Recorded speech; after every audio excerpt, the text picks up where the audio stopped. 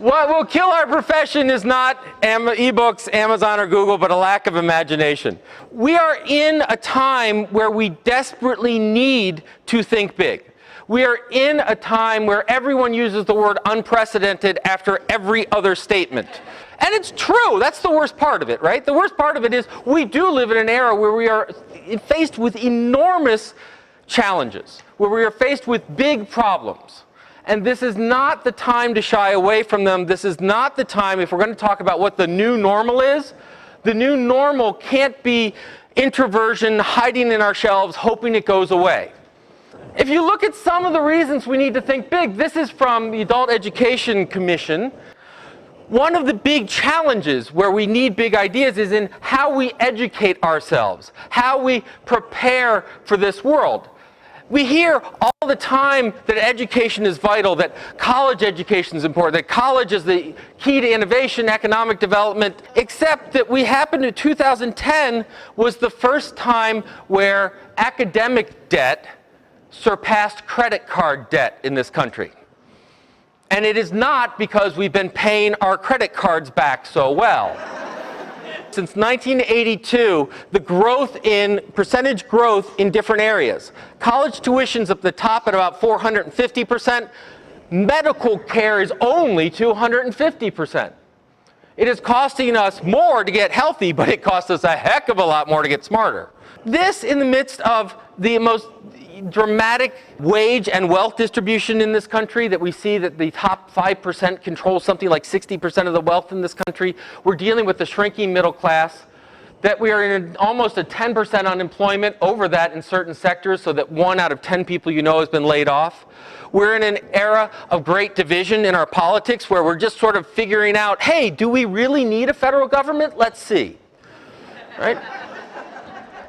The point is, we have big challenges before us. We are living in interesting times where we're talking about regime change, and we're talking about population growth. We're talking about a massive demographic shift. We're about to go from a country with a white majority to a plurality. Now, I think that's a good thing. I think diversity is interesting, but I think it's a challenging thing. When we deal with language issues, when we deal with collection issues, when we deal with all of these issues, we're living in that time. Now, I got to thinking about all of this because Neil Gabler wrote this wonderful article in the Sunday Review of the New York Times talking about the elusive big idea.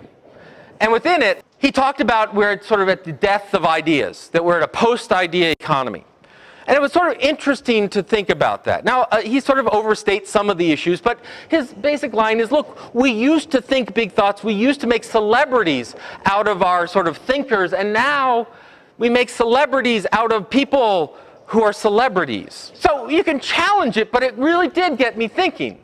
And what it got me thinking about is that if libraries and librarians are in the knowledge business, if we're in the learning business, if we're in the education business, and I argue that we are, we actually have two rather amazing challenges before us. Now, the first one I'm going to pick on is the obvious one, right? So we have this sort of anti-intelligentsia, anti-library feel out there. And it is very real, and we have to deal with it. But what really got me thinking about the big idea one was that I think we have a rather interesting second front that's opening up, second problem. Is we have a plethora of small ideas. And these small ideas aren't bad. It's just a matter that there's this drive to monetization. That the way that all economic development is going to happen in Connecticut or Rhode Island or here in Vermont is that everyone's going to start their own business. And I think there's actually a lot of valid, and we're going to talk about a lot of valid things to entrepreneurship, to innovation, to startups. But the problem is it quickly becomes, why think about it if you can't monetize it? And what you can monetize tends to be a lot smaller than the issues that we're facing. This doesn't say, hey, we can solve democracy, right? How do you monetize? Well, once again, monetizing democracy, we have the federal government, but we'll keep going. What we have are things like this Me Too mentality, that we go in and, well, it's Facebook, but it's not exactly Facebook, right? It was like when Google Plus came out. What's Google Plus?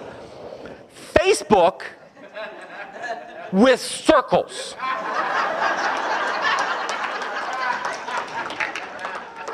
This shows up in things like patent trolls. There are huge industries, huge companies that do nothing but own intellectual property for the only purpose to go sue people who are actually producing things. Google recently bought Motorola. They didn't do it so they could bring back the little track phones. They did it for their portfolio of IP. Now, I want to be really clear. I am not a communist. And so I believe in intellectual property. I believe there's an appropriate use of intellectual property, but we're getting to the point when Amazon can patent the idea of one-click purchasing. We've gone a bit too far. All right? So you have this opposite pressure on libraries. Why go to the library when I can't monetize the library? Why think about these big issues of education? Why think about these big issues when I can make a heck of a lot more money with renting out other people's bathrooms, right? Neil Stephenson, and once again, I'll go find it, wrote this wonderful article where he talks about how we don't get anything done anymore. He talks about as a child watching the moonshot. He talked about, we built an interstate system around this country. We've shot to the moon. We, cured polio. We developed the computer. And what have we done recently? Not much, right? Where are the big ideas? Where's the new thing? With the end of the space program, what replaces it? What does all this have to do with libraries, he says, 10 minutes into the presentation, and you're wondering. Libraries are no strangers to big ideas. Right? We moved from chained books to open stacks. Now, for some of you, that's a recent development. Others of us, about 200 years ago, we said, you know what? Maybe the chain doesn't add aesthetic value to this. We'll take it down. But what that really was a huge idea. Right? What taking the chains off the book says, in Ranganathan's terms, books are for use. Books are part of the public. We moved to open stacks. Many countries on this planet don't have open stacks yet. We believe that browsing, the free access to information, simple discovery and serendipity, that is a huge idea. Right?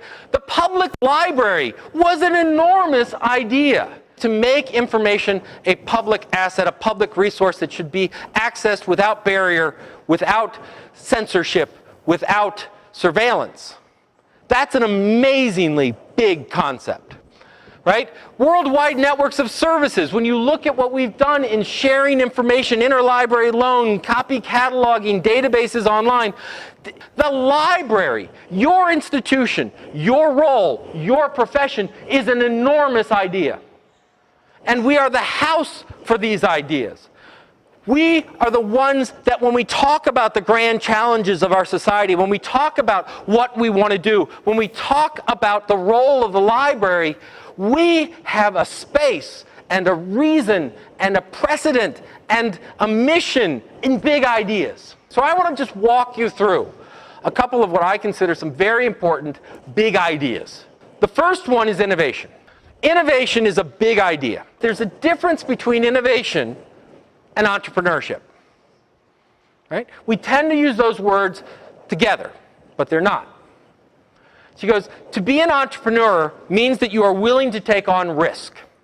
And you have a relatively high tolerance of risk, and the primary risk that you're willing to take on is assuming capital. That in essence, you're willing to spend your own money, to go into debt, to spend other people's money, to work to get other people's money, to bring an idea to market. And that is an enormous barrier. She goes, but innovation is now different. Think about all those people who show up to your libraries with a good idea. Once again, good idea can be that big, could be that big, big idea. And think about what you can provide to them that you couldn't 30 years ago. Take those people with the good ideas. It's not a matter of going and buying the dog food service or surfing. They can now take those ideas right to the masses. See, back to Comradeville, right? Right to the proletariat. They can go back in and they can say, through the internet, I got a great idea, anyone else want to play? And through the internet, they can get access to expertise, they can get access to time, and they can make that idea happen. But suddenly, their access to capital is no longer the limiter, because they're getting what they need. What they wanted was the idea implemented, not necessarily to make $1 million out of it. If they could make $1 million, that'd be fine. But that's not the main point. Now, what's interesting about this dichotomy is that I think that libraries, academic libraries, special libraries, public libraries, school libraries, any sort of libraries, librarians can play in both spaces. But we have special presence in one, right? This is the marketplace of capital. This is where we go and we buy and sell and people consume. But this is the marketplace of ideas. And if there's someone who can handle the marketplace of ideas, it's librarians. We deal with the free flow of information. We deal with access to that information. We deal with coordination activities. We deal with discovering. We deal with everything that we need to get the masses working on brilliant ideas. We can surface them. We can prepare them. We can help pull people together. Imagine that instrument for economic development. Right? It may not turn into $1 million company, but maybe it turns into a better community. Maybe it turns into a whole new infrastructure. Maybe it turns into new opportunities and whole new industries we haven't thought of. Because every so often, those people seeking monetization have a really big idea. A couple guys created something called Google. But if you look at Google, it's not a small idea. It's not, we're going to make a search engine, right, that searches only for cat food, right? They said, we want to organize the world's information. Let's start small, right? Big ideas are important, so this stuff can lead to it, but the point is that we don't have to talk about someone with a great idea from our community walking in and the first thing we ask for is a credit card. The first thing we ask for is a credit check or a gut check. The first thing we ask is, what's your idea and how can we help? That's a radically different thing. Innovation is everyone's job. I had this discussion with library science students who I'm converting over to the dark side as well. And they said, well, you know, I don't want to be an innovator. I'm a really good worker bee. You know, when you talk about what I do, I'm really good. You tell me what to do, I do it well. Do I have to innovate as a librarian? And I said, yes. If you are committed to knowledge, if you are committed to making your community a better place, if you understand and see knowledge and openness as enriching, you're a librarian to me. All right? And so to be quite clear, I don't care if you're sitting on the reference desk. I don't care if you're sitting on the circulation desk and you managed to save about 5 seconds from circulating a book. Or you've said, you know, if we don't use the plastic bags, we actually kind of help the environment, and we do that. That's innovation. Innovation doesn't have to shift the world on its axis. Because here's the trick. You never know which innovation will shift the world on its axis. Second big idea I want you to think about. Participation. You are not a user. You are not a consumer or a customer. You are a participant in control of your world and able to shape your own learning, and so are those that we seek to serve. We can see this in what do we call them, right? Those people that aren't us in that building. Right? Are they readers? That's delightful. How many academic librarians? I'm guessing you kind of already hope that they're readers by the time they hit where you're working. Law librarians? Equal amount of hope, I would hope, right? Are they patrons? Do you do oil painting? Right? Are they customers? Or are they users? I love users, right? What do you do for a living? I use people, right? Good Lord, if you were on a first date and you said, what do you do? I use people, would you get a second date? And this is the term we use endearingly for these people who walk through our door, right? I'm a user and abuser, yeah, right? Drug dealers and computer programmers have users, right? Are they information consumers? That's another great, I consume, it's like, right? Forget about us being the best search engine, or we'll come to a library, we're like a smorgasbord of all you can eat crap. Jane Austen, Danielle Steele. Are we preparing our communities to simply take and not give? Are we preparing our communities to simply be informed consumers? Are we the mall training grounds? I worry about our youth when we look at our youth and we say, where can they go in a place where they can develop their own ideas of community, where they're taught to participate in what's going on? Where if I make jokes about the federal government, their answer is, well, we changed that. As opposed to, yep. Are we preparing people who simply take and do not give, that aren't citizens but are consumers, are customers? I would argue that what we call them are members. Members. I got a card. Right? I pay dues in the form of taxes or tuition, whatever it is. I'm a member. And what I love about this is there's a sense of co-ownership with that community. The destiny of our organization comes from how we work with our community, not how we serve them. We are of the people, not for the people. This is not a consumer relationship. This is an intricate, lifelong, complex relationship of which we are both a part of. We both shape, and we are both shaped by this relationship. Participation is urgent for us to understand. When people walk into your library, do you have librarians and non-librarians? Right? The definition is those who can change the catalog record and those who can't. Right? How many teens do you have on the board that can make decisions? Why the hell do they want to help you if you don't trust them? Participation, belonging, working together. Last big idea, democracy. It's a little one. We have these lines that we use with ourselves to tell us that we're doing good things. Andrew Carnegie, patron saint of libraries around the world, there is no such cradle of democracy upon the earth as the free public library, this republic of letters where neither rank, office, nor wealth receive the slightest consideration. Or, our favorite, a democratic society depends upon an informed and educated citizenry. Now let me ask you, is democracy an easy thing? Is democracy a neat and tidy thing? Is democracy something that is handed to you? And I know you're sitting there already, whenever I bring up the word democracy, you're sitting there going, anger management's next, collection management's right. You're sitting there going, I have to worry about toner cartridges, and my Democratic folks are about to slash my budget. What the hell? But that's the point. If you don't think about, if you don't contribute, if you don't understand at the level of this big idea, why are you there? If democracy is not what you're about, why are you there? Is it entertainment? Well, good news, Borders is out of business. That gives you at least 4 more months. Right? Why are you there? Because Thomas Jefferson didn't just say this about democracy, he also said this, that a tyranny needs to gain a foothold. All a tyranny needs to gain a foothold is for people of good conscience to remain silent. In essence, if you look at democracy as something that I'm part of the bureaucracy, and you don't look at yourself as actively informing citizenry, actively developing voters, actively helping them to understand the intricacies of the issues, we end up in a world of diatribes and demagogues sitting there talking about the left and the right, and you're a Marxist and you're a socialist. And that's crap.